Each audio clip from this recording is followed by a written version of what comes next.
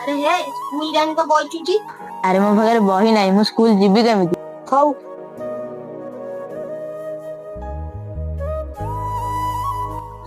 ଏଇନେ ଭାଇ ନୂଆ ବହି।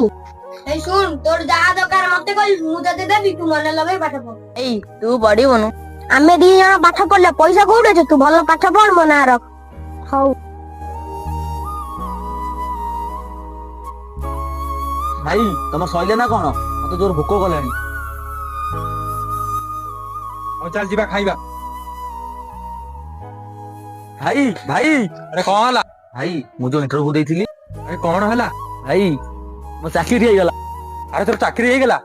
ମୁଁ ଆଉ ବିଲରେ କଷ୍ଟ କରିବିନି, ଏଥର ବସିକି ଖାଇବି, ତୁ ଖାଲି ପଇସା ପଠେଇବୁ। ଭାଇ ତମେ ମୋ ପାଇଁ ଯେତିକି କଷ୍ଟ କଲଣି, ବାପା ମା ବି ଏତିକି କଷ୍ଟ କରିନଥାନ୍ତି।